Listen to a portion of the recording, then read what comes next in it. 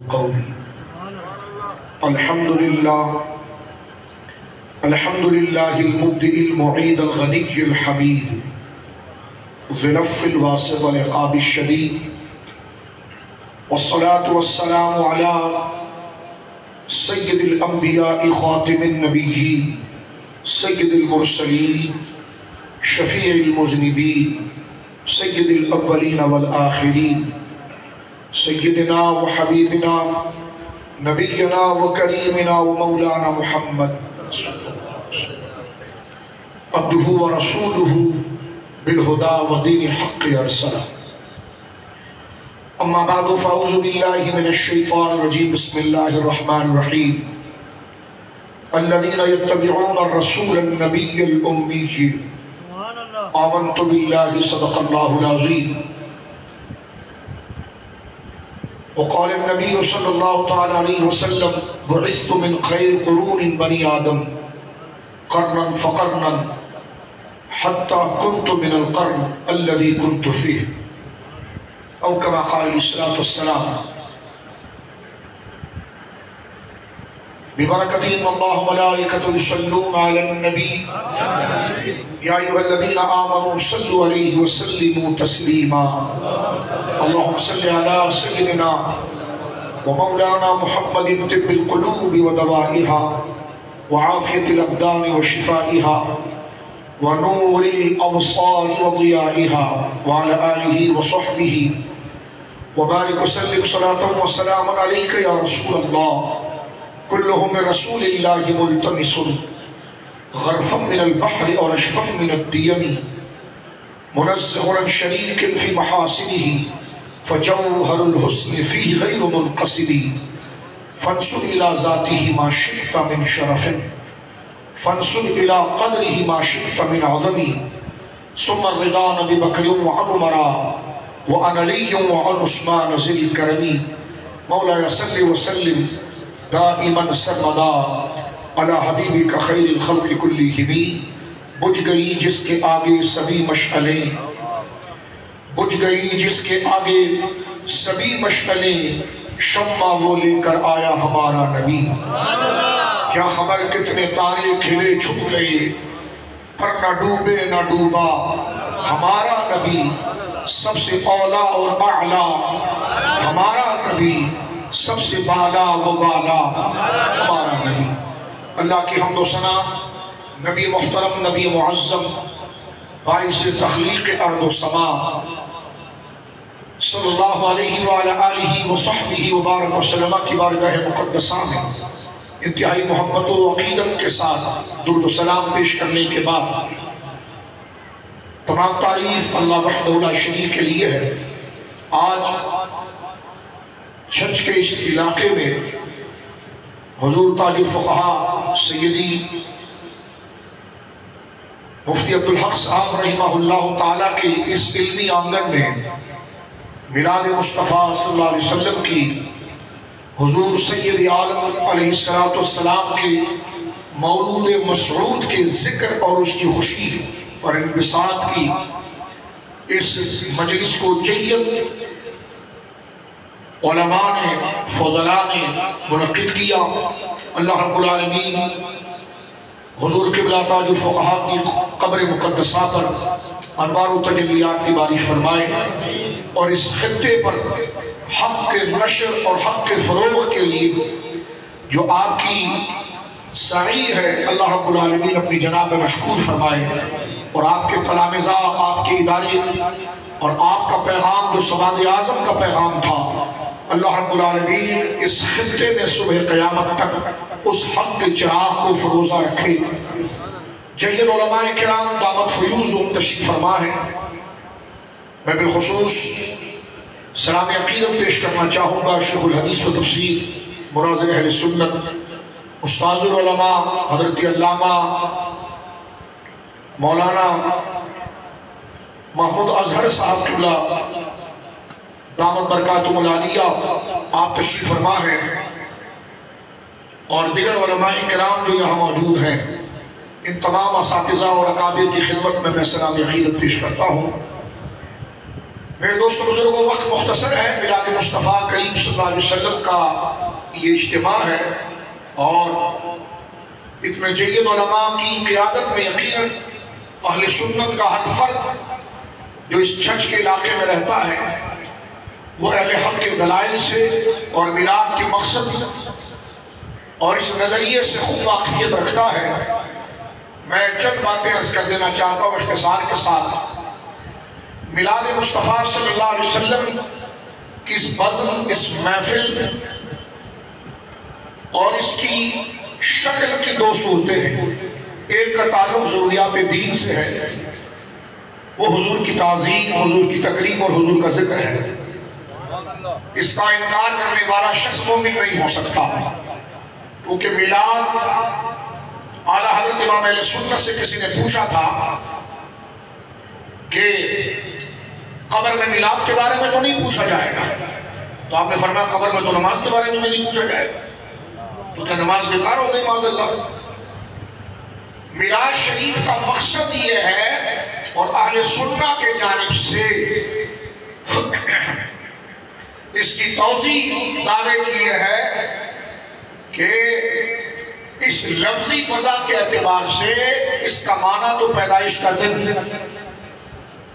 لیکن میلاد جب ہم کہتے ہیں تو اس سے مراد ذکر عظمت مصطفیٰ ہے، ذکر شان مصطفیٰ ہے، جو ایمان کی اصل ہے، کیونکہ ایمان کی اصل محبت رسول ہے، اور محبت رسول کا ذریعہ، سورس، ماخذ میلاد مصطفیٰ ہے۔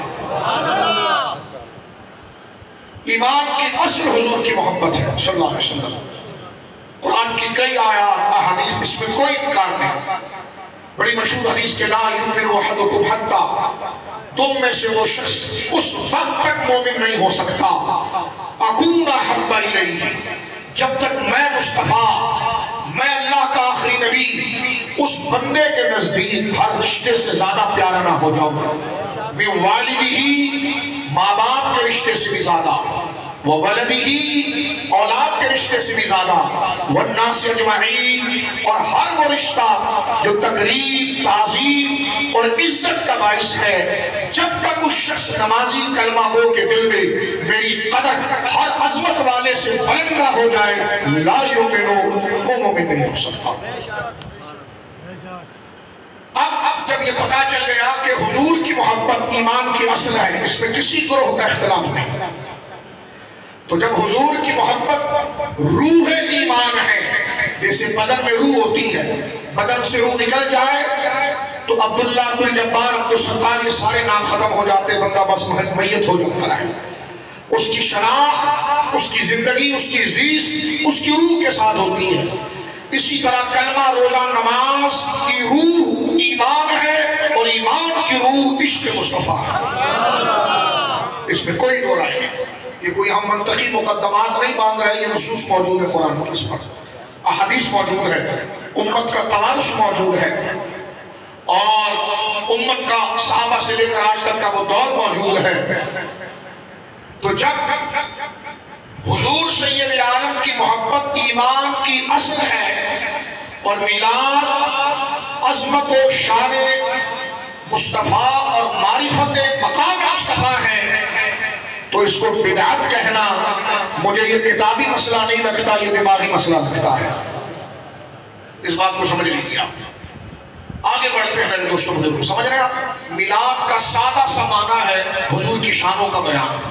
اب حضور کی شان قرآن میں جہاں ورفعنا لک ذکر کہہ کر، وما ارسلناک الا رحمۃ للعالمین کہہ کر، ان اللہ ملائکۃ یصلون علی النبی کہہ کر، اور دیگر قرآنی آیات کے ذریعے جو حضور کی شان کو اللہ نے خود اپنے فضل سے بڑھایا، ورفعنا لک ذکر کہہ کر، ان شانوں کو بیان کرنا، ان میں سے کوئی بھی بات بیان کرنا، حضور کی صحیح حدیث مبارکہ بیان کرنا، جس سے دل میں وفاداری رسول کا جذبہ پیدا ہو جائے اور بندہ دین پر جم جائے، اس محفل کو معجزات مصطفیٰ کہیے، عظمت مصطفیٰ کہیے، خاتم النبیین کانفرنس کہیے، میلاد مصطفیٰ کہیے، عنوان بدلتا رہتا ہے، اصل رسول جو ہے وہ عزت مصطفیٰ ہے، وہ شان مصطفیٰ ہے، وہ ذکر مصطفیٰ ہے.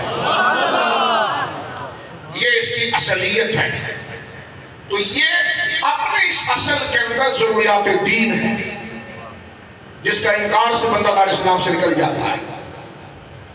اور اس کی اجتماعی صورت جو ہمیں سامنے نظر آتی ہے، اس کو سیلیبریٹ کرنے کا طریقہ، اس عظمت کو بیان کرنے کا طریقہ، اس کو رواج دینے کا طریقہ، اس کو مینج کرنے کا طریقہ، یہ ہمارا ثقافتی طریقہ ہے، یہ ہمارے علاقائی طریقے ہیں.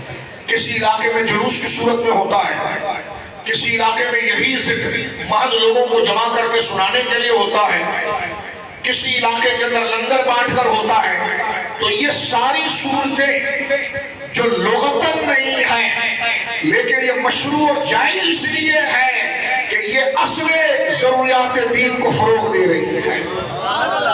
تو ان کو چاہیے اپنی عقل پر ہاتھ ماریں. جب ایک چیز اپنے کمال سے ثابت ہو چکی ہے اور اس کی تبلیغ، اس کے ابلاغ، اس کے نشر، اس کے بڑھانے کے لیے کلچر کے جائز اور تعظیمی طریقے کو لے لیا جائے، جبکہ وہ تعظیمی طریقہ دین نہیں، دین اس کے رسول ہے، تو اس کو بدعت کیسے کہا جا سکتا ہے؟ یہ آپ کا مینارہ دیکھیں، رسول اللہ کے دور میں نہیں تھا. علامہ عبدالغنی نابلسی رحمہ اللہ نے بڑی پیاری بات دیکھی، علامہ شامی کے ماموں ہیں، ان سے جب پوچھا گیا یہ مینارے کی حیت، اس کا اسٹرکچر رسول اللہ کے دور میں نہیں تھا، تو اس کی شرعی حیثیت کیا ہے؟ انہوں نے کہا سنت. انہوں نے کہا سنت کیسے بن گئی؟ فرمایا اس لیے کہ اس سے سنت اذان جاری ہوتی ہے. تو جو دین ہے وہ تو دین ہے، جو سنت ہے وہ تو سنت ہے، لیکن جو اس کو نشر، اس کو بڑھاوا دینے کا طریقہ بن جائے گا اور شریعت شرعی طور پر اس میں کوئی قباحت اور کوئی ممانعت نہیں ہوگی، تو وہ طریقہ بھی نشر دین کی وجہ سے دین میں درجہ ثواب بن جائے گا. جیسے یہ مائک ہے، میں کالج یونیورسٹیوں کے بچوں سے کہتا ہوں یہ مائک ہے، یہ حضور کے دور میں اس کا اسٹرکچر تھا، یہ شکل تھی اس کی، نمازیں ہوتی تھی نا. آج مسجد میں کوئی ایسی مسجد آپ نے دیکھی جس میں لاؤڈ اسپیکر پر نماز نہ ہوتی ہو؟ ہر مسجد میں امام صاحب چندہ بھی کرتے ہیں، کمیٹی بھی کھڑے ہو کر کہتی ہے کہ حضرات مسجد کا اسپیکر خراب ہے، لگائیے آپ کو اجر ملے گا. ہم سے کہنے لگے چراغوں پر اجر کیسے ہو گیا؟ کیونکہ جس چیز پر ثواب یا عذاب ہوگا اس کو شارع علیہ السلام متعین کریں گے. یعنی جو چیز ثواب ہے یا گناہ یہ نبی وحی کے ذریعے جانتا ہے. تم نے جھنڈوں پر ثواب کیسے رکھ دیا؟ ثواب ذرا ظاہر سی بات ہے فراڈ اٹریکشن رکھتا ہے.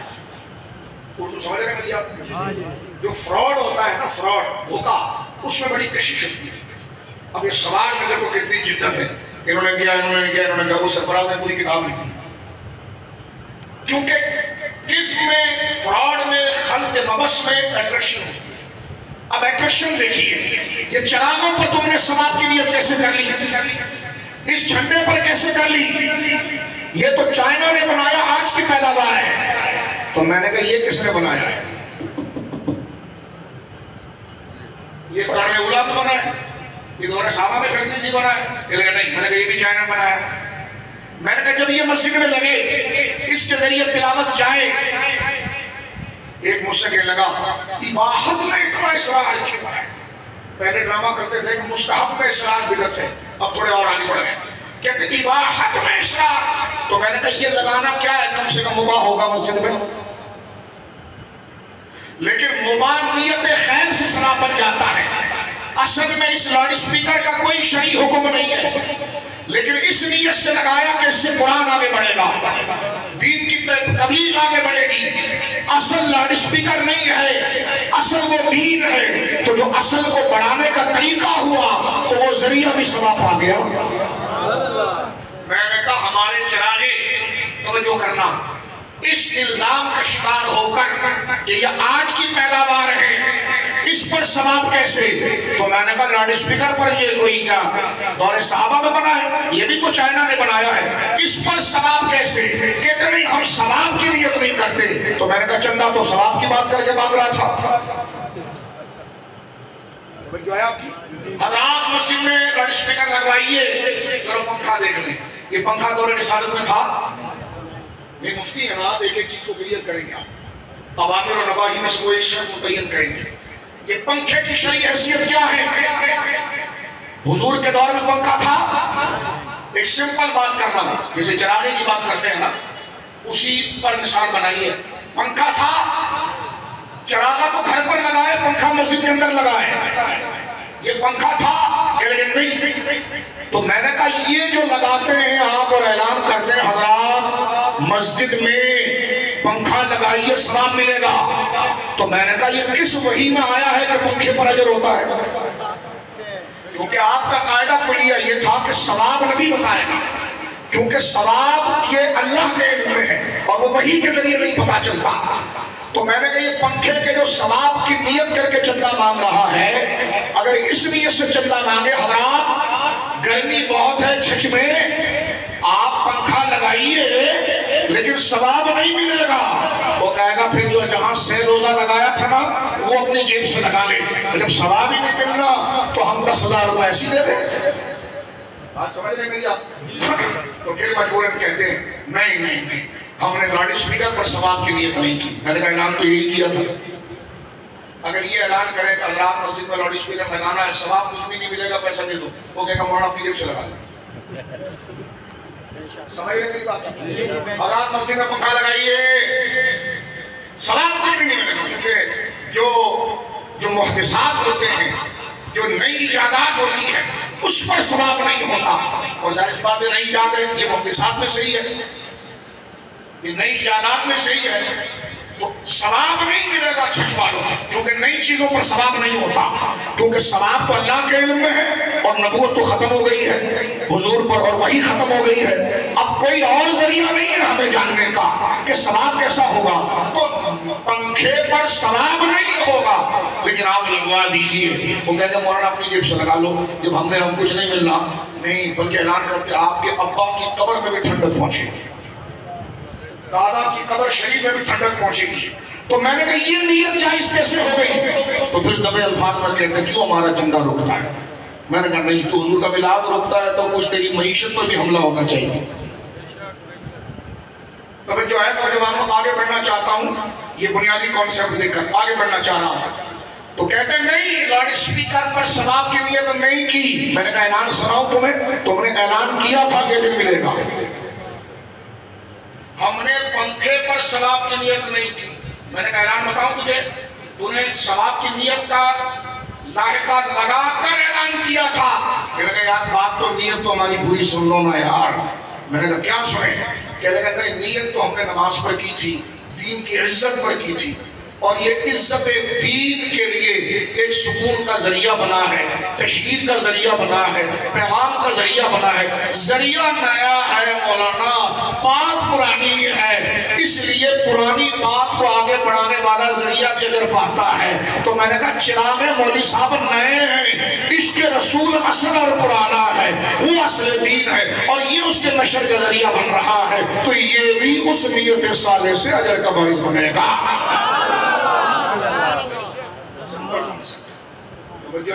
نعرہ تکبیر، نعرہ رسالت، اور ایک جملہ میں مزید عرض کرتا ہوں آگے بڑھنے سے پہلے. زبان سے نیت کا مسئلہ تو ان کے گلے میں اٹک ہی رہا ہے کہ زبان سے نیت کرنے کی شرعی حیثیت کیا ہے. پروناؤنس کرنا، تلفظ کرنا. نیت کرتا ہوں میں 2 رکعت نماز فجر، منہ میرا قبلے کی طرف. سارے دیہاتی گاؤں والے ایسی نیت کرتے ہیں. مفتی کو ہمت کرو، اس کو بولے اس کو بدعت کا فتویٰ دے، کیونکہ رسول اللہ نے نہیں کی، صحابہ نے نہیں کی. تھانوی صاحب نے بہادر نوازی نے اپنی زندگی کا آخری کتاب لکھا ہے. یہ فتاوی امدادیہ میں، یہ فتاوی دیوبند میں، ہر جگہ پر. گالی نہیں دے رہے، فرقہ واریت نہیں کر رہے، جیسا نام ہے ویسے ہی بیان کر رہے. اگر یہ نام نہیں کتاب کا تو مجھے پرچی دو، جو نام ہے کوئی پڑھ دوں. لیکن میں نے جو لکھا اور پڑھا دیکھا وہی دیکھا، فتاوی دارالعلوم دیوبند، جس کو فتاوی عزیزیہ بھی کہتے ہیں. توجہ ہے، بشتی زبر اس کو یہی کہتے ہیں. اور کی زبان سے نیت کرنا. یہ اللہ مالک قاری علیہ رحمت القاب کی شرح اس مسئلے کو دوبارہ طالبین میں آپ پڑھیے، بالکل واضح ہے. والا اعمال بالنیات کے نیچے حضور نے کبھی زبان سے نیت نہیں کی، کیونکہ نیت اور اسی مسئلے میں غیر مقلد ان کے گلے میں آتی ہے. اب یہ بڑے زبردست ہیں، جب مماتی ان کے ذہن میں آتے ہیں تو پھر کہتے ہیں نہیں، ان آیات میں یدعون کا معنی یعبدون ہے، اور جب ہمارے ساتھ اٹکتے ہیں تو کہتے نہیں یدعون کا معنی پکارنا ہے، اور جب مماتی گلے کے اندر آ جاتے ہیں تو پھر تفسیری معنی قرآن میں تفسیر کیجیے، پوری کتاب جو ہے وہ سماع مطالب قرآن میں دل کا سلوک، قرآن جب یدعون کہہ رہا ہے تو یدعون کا معنی پکارنا نہیں، امت کا توارث ہے وہ یعبدون ہے۔ تو میں نے وہ کہا مولانا جب غیر مقلدین آپ کے گلے میں آ کر کہتے ہیں کہ زبان سے نیت کرنا بدعت ہے تو اس وقت کیا کرتے ہو؟ جو قاعدہ وہاں پر نظر آتا ہے وہ حل المشکلات آپ کو میلاد میں نظر نہیں آتی۔ بات سمجھ رہے میری آپ؟ میں جو اور عرض کرنا چاہتا ہوں جلدی سے ایک بات اور عرض کرتا ہوں، مثلا غور کیجیے، میں نوجوانوں سے کہتا ہوں ذرا ایک اٹریکشن والی، اٹریکٹ کرنے والی بات میں آپ کو بتاتا ہوں، یہ دو تین بات کی ہے بھی بڑی اٹریکٹ والی۔ مولوی صاحب سے صرف یہ پوچھیے حضرت چراغے کا ثواب نہیں، مسجد کے پنکھے کا ثواب ہے، اور اس کے ثواب کی علت کیا ہے؟ کیوں ثواب؟ وہ نہیں، آپ کا اعتراض یہ تھا کہ جھنڈا آج کی پیداوار ہے، سوال ہے چراغا آج کی پیداوار ہے تو جو جدید چیز ہوتی ہے اس پر ثواب نہیں ہوتا، تو پنکھا بھی تو آج کی پیداوار ہے، اس پر ثواب کیوں ہو رہا مسجد میں؟ سبحان اللہ، سمجھ رہے ہو میری بات؟ سمجھ رہے ہو آپ؟ اردو مشکل تو نہیں لگ رہی؟ ایک موضوع آ رہا، جس چیز کو رسول اللہ نے منع کیا اپنی زبان سے اس کو ہر جگہ رائج کیا، اور میلاد کو حضور نے منع نہیں کیا بلکہ خود کیا۔ میں نے پہلے آپ کے سامنے اب حدیث میں پڑھتا ہوں، آپ کے ساتھ علماء پڑھتے، سرکار نے اپنے والدین کا ذکر کیا، اپنی پاک والدہ ماجدہ آمنہ پاک کا ذکر کیا، صحیح حدیثوں کے اندر ہے، بالکل صحیح حدیثوں کے اندر ہے، بڑے دعوے سے کہتے ہیں، ایک روایت کو کوئی نہیں لا سکتا۔ ابھی خطبے میں جو ہم نے حدیث پڑھی بخاری کی ہے، وَعِسْتُ مِنْ خَيْرِ قُرُونِ بَنِي آدم، بھیجا گیا ہوں میں خیر قرون، خیر قرون میں بھیجا گیا۔ خیر ایمان سے ہے اور قرون قرن سے ہے۔ اللہ علیہ قاری کیا لکھتے ہیں؟ قرن سے مراد ہر دور میں ایسے خوبصورت حسین بااخلاق افراد رہے ہیں جن سے انسانیت پہچانی گئی۔ قرن کے کئی معنوں میں سے ایک معنی ان شخصیات پہ بولا جاتا ہے جن میں انسانیت رہی، اخلاق رہی، وجاہت رہی۔ رسول اللہ کہتے ہیں میں جن جن میں آیا وہ خیر ایمان والے تو تھے لیکن شکل و صورت میں کمال اور حسن اور اخلاق والے۔ ایسا بام کا بیان کیا، فرمایا صرف نہیں آیا، خیر قرون میں آیا، خیر قرون میں آیا۔ خیر تعبیر ہے ایمان سے، وہ سارے مومن، اور قرون قرن ہے، قرن سے مراد اپنے دور کے وہ علامات انسانیت جن میں اخلاق انسانیت نظر آیا۔ حضور فرمایا جن میں آیا میرے ماں باپ کو اللہ نے شکل و صورت بھی ایسے عطا فرمائی کہ جیسا کوئی تھا ہی نہیں۔ اور امام کی علامہ راغب اصفہانی نے ایک بڑا زبردست بات کی ہے آپ کے سامنے۔ امام راغب اصفہانی نے علم کلام پر کتاب لکھی ذریعہ فی مکارم اخلاق شریعہ، اس میں جملہ لکھتے ہیں، فرمایا نبی وہ ہوتا ہے جب دعویٰ نبوت کرے تو پھر دلیل دے۔ غور کرنا، نبی ظاہر سی بات ہے اتنا بڑا دعویٰ، انسانیت میں اتنا بڑا دعویٰ ہو سکتا ہے کہ شخصیت کھڑے ہو کر یہ کہے کہ میرا رابطہ رب سے ہو گیا۔ اس سے پوچھا اس کے بعد کیا دعویٰ؟ سب سے بڑا اعزاز یہی ہے جو انبیاء کرتے ہیں، اور یہ حیران کن ہوتا ہے کہ جس نے آسمان بنایا ہے نا وہ مجھ سے باتیں کرتا ہے، جس نے تمہیں بنایا وہ مجھ سے باتیں کرتا ہے، جس نے زمین بنائی وہ مجھ سے باتیں کرتا ہے۔ تو شرف انسانیت میں کئی مدارک ہیں، نبوت سے بڑا مرتبہ نہیں، اس لیے کہ نبوت وہ مرکز ہے جس سے اس کا رابطہ رب سے بحال ہو جاتا ہے، براہ راست ہے۔ اور اس لیے اللہ نے فرمایا کہ اللہ خود نبوت کو چنتا ہے، اور میرے اور آپ کے آقا پر نبوت ختم ہو گئی ہے، ٹھیک ہے؟ حضور آخری نبی ہے، ہر جہت ہر شکل کے ساتھ، نہ بالفرض نہ خاتم النبیین کا کوئی اور معنی جو یہ چوری کینچی لے کر چل رہے ہوتے ہیں۔ خاتم النبیین کا معنی آخری نبی کرنا یہ عوام کا خیال ہے، یہ سارے فرسودہ قول ہے، خلاف اسلام قول ہے، اور وہ خود بھی اس کو سنبھال نہیں سکتے، جان چھڑاتے ہیں۔ اور کیونکہ میرے دوستوں بزرگوں، حضور پر نبوت ختم ہو گئی، لیکن ایک میں جنرل سوال کر رہا ہوں آپ پڑھے لکھے لوگوں، ایک نبی جب یہ دعویٰ کرتا ہے کہ میں نبی ہوں تو دعوے کی دلیل ہوتی ہے، اس دلیل کو معجزہ کہتے ہیں۔ نبی اپنے دعوے کی دلیل، دعویٰ کیا کہ میں نبی ہوں، اور اس دعوے پر جو وہ دلیل دیتا ہے اس کو کہتے ہیں معجزہ۔ اور معجزہ کا ایک معنی یہ بھی ہے دیگر معنوں میں سے کہ نبی کی کچھ چیزیں یا کوئی عمل یا بولی ایسی ہوتی ہے جو اتنی حیران کن اور متاثر کن ہوتی ہے کہ نبی کے مخالف اس جیسا بنانا تو درکنار، اس جیسا سوچ بھی نہیں سکتی۔ ایسا نبی کا وہ کام کو عاجز کر دیتا ہے۔ بڑی ظاہر بات ہے، ایسے تو لاکھوں چیزیں حضور سے جاری ہوئی، لیکن امام راغب اصفہانی نے المکارم کے اندر ان کو سمیٹا اور دو قسموں میں منقسم کیا۔ فرمایا نبی کے معجزات دو قسموں میں تقسیم ہو جاتے ہیں، اس مقصد کی تقسیم ہو رہی ہے۔ فرمایا اصل کو معجزہ ہے، معجزے کی دو صورت ہے، اور معجزہ اس کو کہتے ہیں جس کی نظیر مثال اس جیسا نبی کا مخالف نہ لا سکے۔ تو میراث سنیے کون آیا ہے؟ امام راغب کہتے ہیں نبی کے معجزات میں سے ایک اس کا نسبی معجزہ ہوتا ہے اور ایک اس کا حسبی معجزہ۔ نبی کے والدین جیسے والدین کسی کو نہیں۔ سیدہ آمینہ خود مجھ سے بندہ کے لگا سیدہ آمینہ کون ہے؟ میں نے کہا مصطفیٰ کی نبوت کی دلیل ہے۔ سیدنا عبداللہ کون ہے؟ میں نے کہا خاتم النبیین کی نبوت کی وہ دلیل ہے۔ سیدنا عبد المطلب کون ہے؟ حضرت ہاشم کون ہے؟ سیدنا قصی کون ہے؟ حضرت عدنان کون ہے؟ یہ حضور کی نبوت کی دلیل ہے۔ زمانے جاہلیت کی تاریخ پڑھ کر دیکھیں، انسانیت کو اگر حسن و جمال کسی کا بھا گیا اور اخلاق بھا گیا، تاریخ عرب میں ہمیں صرف وہ خاندان رسول اللہ کا نظر آتا ہے، اور خاندان میں خاص وہ لوگ جن سے حضور کا نور چلا ہے۔ یہ ہے محفل میں۔ اب یہ بدعت ہے تو پھر مسجد بنائی کس لیے؟ اگر یہ ذکر آپ دیوار، میں نے اس لیے کہا کہ مولوی صاحب جیسے جاہل پیر، ابھی میں حضرت شیخ العزیز صاحب سے عرض کر رہا تھا، جاہل پیر کہتے ہیں یہ مسئلہ کتاب سے آگے کا ہے۔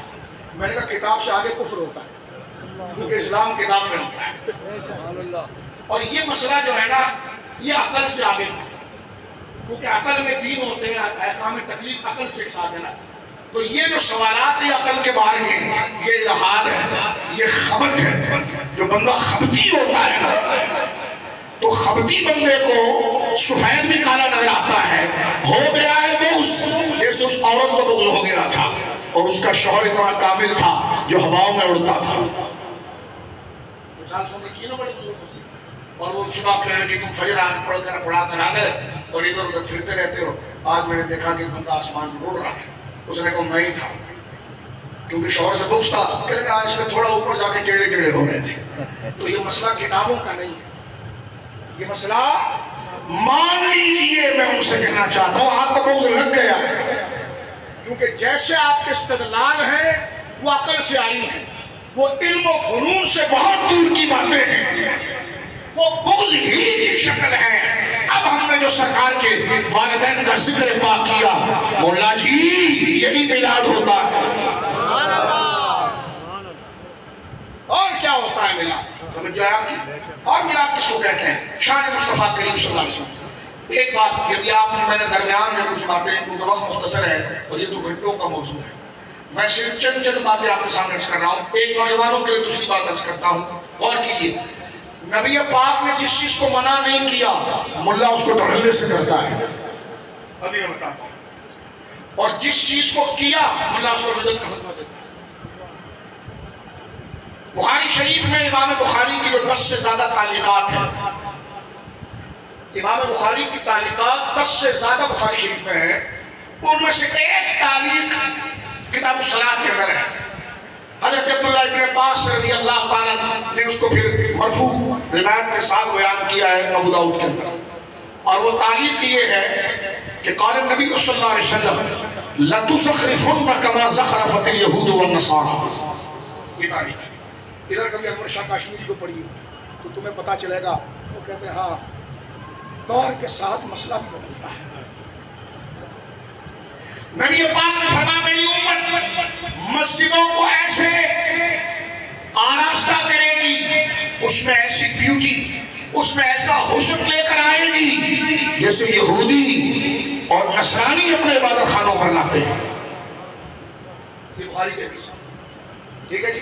دوسری حدیث ابو داؤد میں مرفوع حدیث ہے، حضور فرماتے ہیں حضرت عبداللہ ابن عباس عبداللہ ابن عباس رضی اللہ عنہ قال النبی صلی اللہ علیہ وسلم وما امرت بتشیید المساجد، حضور نے فرمایا کہ میں اپنی امت کو حکم دیتا ہوں مسجد میں کلر نہیں کرنا، چونا نہیں کرنا، مسجد کو مزین نہیں کرنا، منع کرتا ہوں۔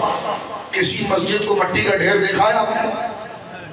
آج تک جو مولانا ممبر پر بیٹھ کر بدعت کا فتویٰ میلاد اور چراغے پر دے رہے ہوتے ہیں، اس کی وہ خود اعلان کرتا ہے یہ پتھر ہے، پتھر۔ پاکستان میں 5 لاکھ کا مل رہا تھا، میں نے 1 کروڑ روپے کا ترکی سے منگایا۔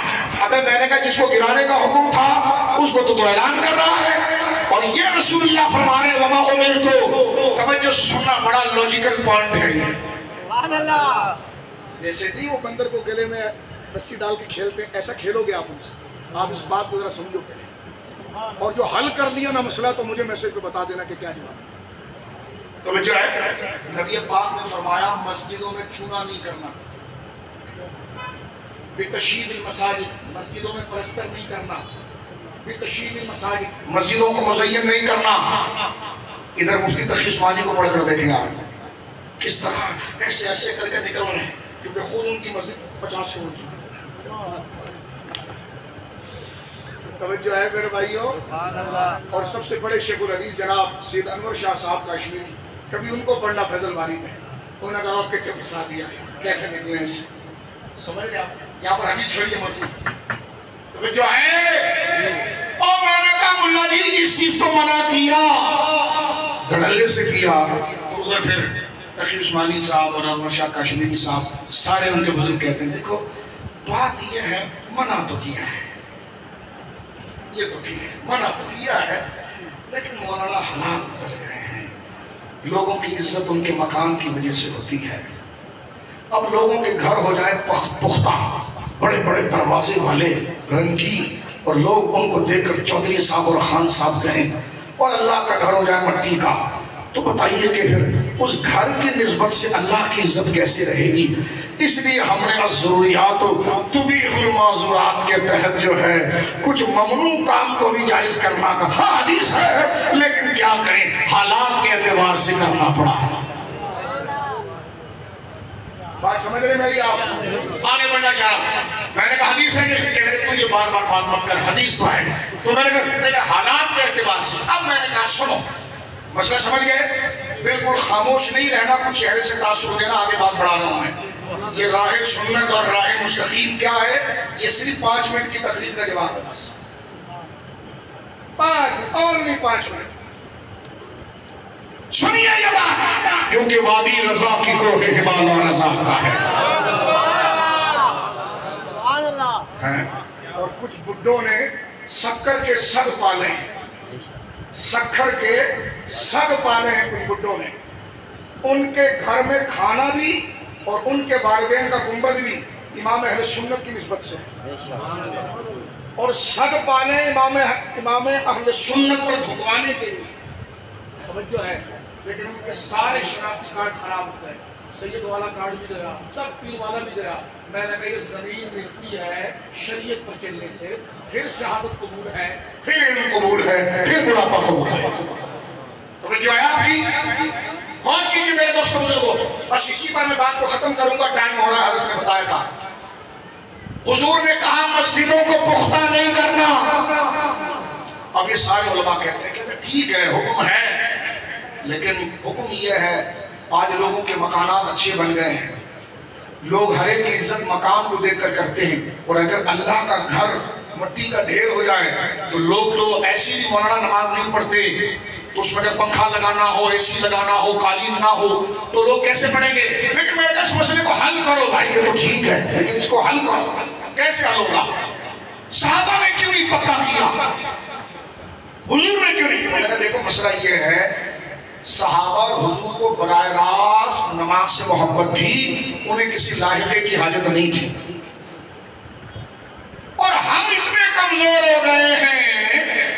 اصل تک جانے کے لیے کچھ ایڈیشن کی ضرورت پڑتی ہے.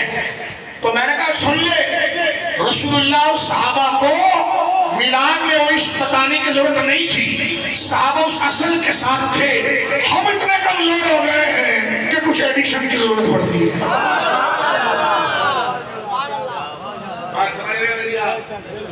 وہ تیرے کروڑوں کے نمبر جائز ہو جائیں، ایک سنی کی جناب 2-4 پھول کریے.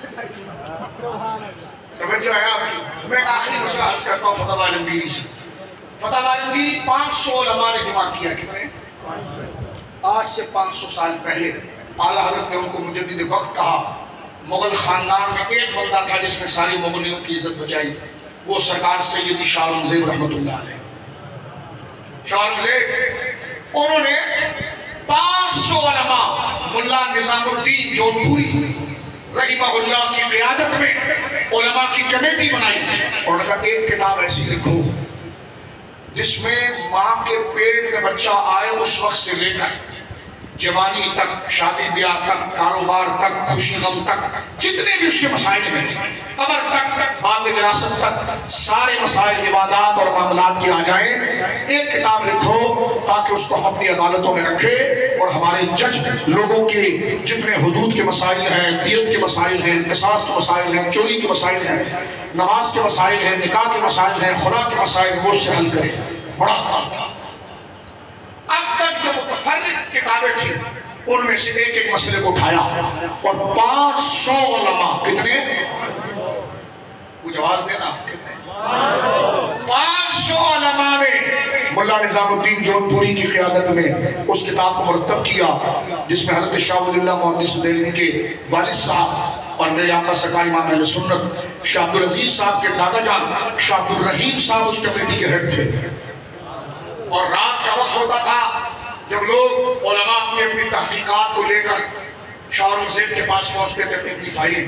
اور شاہ اورنگزیب اتنے بڑے عالم تھے کہ ہر عالم سے مسئلے کی قرات کو سنتے اور اس پہ شاہ عبدالرحیم صاحب کے والد کے حواشی و دستخط کو دیکھتے. خود بھی اتنے بڑے عالم تھے کہ ہر مسئلے کو دیکھتے تھے. تو جو ہے آپ کی میں جملہ یہاں پر کہنا چاہتا ہوں، شاہ عبدالرحیم صاحب نے کام کیا. حضرت ملا نظام الدین نے 500 علماء کی کمیٹی کو لے کر کام کیا ہمارے سر آنکھوں پر. لیکن اعلیٰ حضرت کے ایک غلام مولانا امجد علی قادری نے تنہا بار شریعت پر کام کیا جو اپنے ایک بندے نے، ہمارے دادا صاحب ایک بندے نے بار شریعت. اور اس مسئلے کو آپ دیکھیے، ہم نے اپنے استاذوں سے پوچھا کہ آپ کے بارے میں کیسے لکھی. فرمایا جب گرمی کی چھٹیاں ہوتی تھی استاد اپنے گھروں کو چلے جاتے تھے، صدر الشریعہ فجر سے پورے کمرے میں کتابیں بکھری ہوتی تھی. ایک مسئلہ یہاں سے دیکھا، ایک مسئلہ یہاں سے دیکھا، ایک مسئلہ یہاں سے دیکھا. اور آپ نے چند سالوں کے اندر اس مدرسے کی چھٹی کے عرصے میں بار شریعت کو مرتب کیا جو مفتدی اخبار ہے. اب اس کتاب میں کیا مسئلہ ہے وہ میں آپ کی خدمت میں عرض کرنا چاہتا ہوں. صرف مسائل پر بات کر رہے ہیں. میلاد پر تو میں نے حدیث آپ کے سامنے پڑھ دی کہ میلاد شان مصطفیٰ ہے. اب رہ گئے یہ جلوس چراغے. ٹھیک ہے، چلو ہمارے ان علماء ان بزرگوں کے بیان کی تاثیر اتنی ہوئی کہ آپ کہتے نہیں مروجہ میلاد جو ہے وہ بدعت ہے. مروجہ، میں نے کہا میلاد تو میلاد ہوتا ہے، یہ مروجہ کا لاحقہ کہتے نہیں یہ جو آج کا طریقہ ہے. تو میں نے کہا ٹھیک ہے چلو جو طریقہ مثلا کہتے آج جو آپ سیلیبریٹ کر رہے ہو نا یہ طریقہ بدعت ہے. تو میں نے کہا کاغذ پر اتنا لکھ دو کہ میلاد جائز ہے. کوئی طریقہ ہے اس کو بعد میں بات کر لیں. نہیں سمجھ گیا، نہیں سمجھ گیا آپ میری بات. کہتا مروجہ، میں نے کہا جو مروجہ میلاد بدعت ہے اور اصل میلاد جائز رہا. میں نے کہا وہ لکھو تو وہ بھی نہیں لکھ کے دیتے. تو پتا چلا یہ مسئلہ علم کا نہیں بغض کا ہے. اب میں بات کو ختم کر رہا ہوں، سنیے میرے دوستوں 2-3 منٹ کے اندر. ملا نظام الدین رحمۃ اللہ علیہ نے صاحب فتح القدیر علامہ ابن حمام رحمہ اللہ جو ان سے پہلے کے بزرگ ہیں وہاں سے جزیہ اٹھایا ہے مسئلہ. اور یہ مسئلہ فتح عالمگیری کتاب الحج میں باب زیارت القبر نبی صلی اللہ علیہ وسلم، حضور کی قبر شریف کی زیارت کے آداب کہاں لکھے ہیں اس میں یہ مسئلہ موجود ہے. مسئلہ کیا ہے؟ یہ کھول کے میں اس لیے بتایا میں نے عالمگیری کا مقام تھوڑی سی تاکہ آپ کسی کو بٹھاؤ نا اس کو آپ بولے وہ چھڑو مولوی کی بات میں تجھے بتاتا ہوں میلاد کیا ہے صبح میں سن کر آیا ہوں بیٹھ میرے ساتھ تاکہ تمہیں اعتماد رہے توجہ ہے اور تمہیں آگے میں میلاد کہاں سے ثابت ہے تو بس ادھر ہی چائے کی دکان پر یا موٹر سائیکل پر مولوی کو بٹھا لینا تجھے پتا نہیں ہے اس مسجد میں چھچ میں میلاد تھا اور مجھے پتا ہے میلاد کیا ہے آج تجھے میں بتاتا ہوں تو بوڑھا ہو گیا 40 سال پڑھا کے تجھے پتا ہی نہیں میلاد کیا ہے اس بات پر ایک جملہ میں بتاتا ہوں میں ایک ملک میں گیا کہ بزرگ علماء کی خدمت کر سکتا ہوں ایک ملک میں گیا پاکستان سے باہر ایک ملک میں گیا نام نہیں لیتا تو میلاد النبی کا جلسہ تھا تو ایک بندے نے صبح ناشتے پر میری دعوت کی میں جب پہنچا تو اس نے 3-4 جوڑے بٹھائے ہوئے تھے وہ بوڑھے تھے تو جب ان کو بٹھایا ہوا تھا تو جب میں گیا ناشتے پر تو اردو بولتے تھے کراچی کے تھے وہ تو ہنس کے ملے مجھ سے کہ لگے یہ جو سامنے مدرسہ دیکھ رہے ہیں مولانا صاحب کہاں کہ یہ ہمیں آیا تھا 1900 فلانا میں اور بنایا اور 40 سال سے میں یہاں پڑھا رہا ہوں کئی 100 طلباء یہاں سے فارغ ہو گئے خیر انہوں نے لمبی اپنی کہانی سنائی بڑی عمر تھی 65-68 سال عمر تھی میں نے کہا جی اتنے میں موبائل انہوں نے اٹھایا اور موبائل اٹھا کے مجھے دکھایا اور ہنس کر ایسے طنز میں ہنستے مذاق یہ دیکھیے اتنے دور سے آپ آئے ہیں اور یہ ٹائٹل دیکھیے آپ نے کیا لکھا ہے میلاد النبی ارے مولانا موبائل نیچے رکھ کر ذرا بڑا شانہ بن رہا تھا موبائل نیچے رکھ کر کہہ رہا ہے ارے مولانا میں نے 40 سال تفسیر پڑھائی حدیث پڑھائی نہ مجھے قرآن میں میلاد ملا نہ حدیث میں میلاد ملا نہ فقہ ابو حنیفہ میں ملا ابھی لمبا کریں گے سرفراز کی طرح نہ فقہ شافعی میں ملا نہ فقہ حنبلی میں ملا نہ فقہ مالکی میں ملا نہ اشعریوں میں ملا نہ ماتریدیوں میں ملا میں نے کہا چائے ٹھنڈی ہو رہی ہے بس اتنا کافی تھا کہ پھر آگے باتیں آتے ہیں میں نے 40 سال بخاری مسلم پڑھائی مجھے حدیثوں میں قرآن میں میلاد نہیں ملا میں نے سمپل سوال کیا میں نے کہا آپ کو پتا ہے میلاد کس کو کہتے ہیں تو چپ سناٹے مراقبے میں چلے میں نے کہا آپ کو پتا ہے میلاد کس کو کہتے ہیں کہتے نہیں تو میں نے کہا ڈھونڈ کے آ رہا تھا تو یہ مسئلہ کتابوں کا نہیں بار بار کہتے آپ کے چھچ میں کوئی آیا سب کا دروازہ کھٹکھٹائے آپ کو جو یار نیا بندہ لگتا ہے آپ کے چھچ میں کوئی بندہ آئے اور دروازہ لوگوں کا گلیوں میں کھٹکھٹائے آپ پوچھو گے نا بابا جی کس سے مل رہا ہے اور مل رہا ہے کہ کس سے کا پتہ نہیں ابے جب پتہ ہی نہیں ہے تو ڈھونڈے گا کیسے 40 سال تو کہہ رہا ہے میرے کو قرآن میں نہیں ملا یہ کاغذ آگے رکھ قلم لے پہلے بتا میلاد کس کو کہتے ہیں مجھے کیا پتا ابے جب پتا نہیں ہے تو بڈھا ہو گیا ہے تو تجھے پتا نہیں کہ مسئلہ ہی نہیں پتا تو ڈھونڈے گا کیا تو یہ مسئلہ کتابوں کا نہیں ہے یہ عقل سے باہر کی بات ختم ہو رہی ہے حضور سید عالم کے قبر شریف کے فضائل پر حضرت مولا نظام الدین نے یہ مسئلہ مرتب کیا فتح عالمگیری میں کچھ لوگوں نے بزرگوں سے پوچھا کہ ہم نے بعض لوگوں کو دیکھا وہ گاڑی موٹر کار کا زمانہ نہیں تھا اس زمانے میں سواری خچروں پر ہوتی تھی اونٹوں پر ہوتی تھی کہا ہم نے دیکھا کہ کچھ لوگ حج کر کے عمرہ کر کے لمبا سفر طے کر کے جب وہ مکہ سے چلتے ہیں مدینے میں آتے ہیں تو جیسے مدینے کی سرحد نظر آ جاتی ہے تو وہ اتر جاتے ہیں اور پیدل پیدل پیدل پیدل حضور کے روزے تک آتے ہیں سواری پر بیٹھ کر نہیں آتے 1-1.5 منٹ میں بات ختم ہو رہی مسئلہ سمجھ رہے ہو پوچھا ہوں علماء سے کہ یہ مسئلہ بتائیے کہ کیا یہ جائز ہے انہوں نے یہ نہیں کہا صحابہ نے کیا تھا پہلے بات نہیں کیا ایک اصول لکھا ہے اور اس اصول کے پیچھے ہمیں آواز آتی ہے کہ ایسے تو کروڑوں عاشقوں کو بھی دیکھے گا اگر کوئی ہر ایک کا جزیہ ہم لکھیں گے تو کتاب کہاں پہنچ جائے گی ہم تجھے اصول بتاتے ہیں پتہ جن لوگوں نے مکہ سے مدینے تک کا سفر کیا اور جیسی مدینے کی باؤنڈری شروع ہوئی وہ سواریوں سے اتر گئے اور پیدل چلتے چلتے روزہ رسول پر وہ آئے ہیں پتہ وہ پیدل چل کے جو آئے ہیں وہ سستانی کے لیے کہ تھک گئے تھے تھوڑا فریش ہو جائیں اس لیے آئے تھے کہ لیکن نہیں وہ حضور کی تعظیم میں آئے تھے تو فرمایا سن لے یہ مسئلہ وہ کل ما کانا ادخل فی الادب یہ اصول اس کو پہاڑ نہیں اٹھا سکتا وہ اصول ہے شان مصطفیٰ پر جو علماء نے لکھا تو ایسے ٹھوک دیتا ہے کہ یہ بدعت ہے میں نے کہا دیکھ کیا اصول ہے یہ وہ کل ما کانا ادخل فی الادب ولجلال کانا حسن فرمایا ہر وہ کام جو حضور کی تعظیم میں جتنا کیا جائے گا ہر وہ کام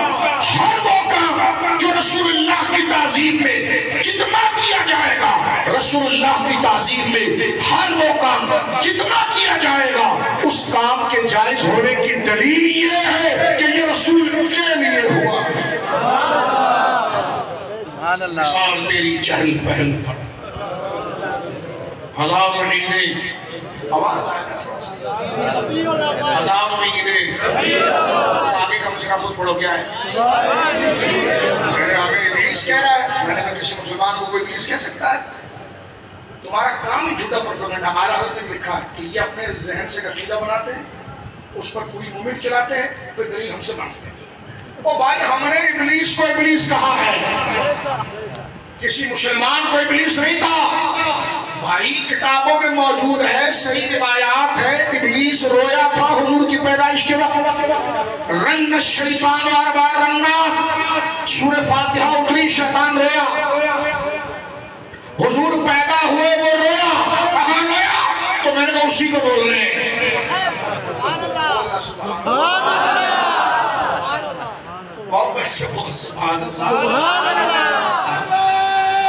ایسا لگ رہا ہے کہ میرے ساتھ کر کے آئے ہو. تو مثال تیری چہل پہل پر.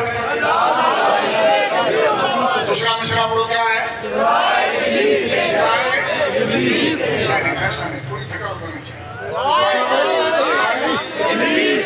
وہ پیچھے والے خاموش ہیں. سوائے ابلیس. میں نے دلیل پڑھ دی ہے یار. سوائے ابلیس. ہم کو ابلیس کہہ رہے ہو؟ میں نے کہا ابلیس کو وہ تھا جو حضور کی پیدائش سے چڑھا تھا. مولانا آپ چڑھے ہیں؟ کہہ لگا نہیں. میں نے کہا بیٹا چاہیے نہیں پھر ہمارے ساتھ. ہم بات کر رہے ہیں اور آپ بڑی تیر اپنی طرف لے رہے ہیں. ہم تو بات کر رہے ہیں صحیح مسئلے کی. ٹھیک ہے جی، اب پڑھو تقریر ختم. بولو نثار تیری. ہائے ہائے کیا کہا کہ بولو امت نے. نثار تیری نور حق جلوہ نما تھا، مجھے معلوم نہ تھا.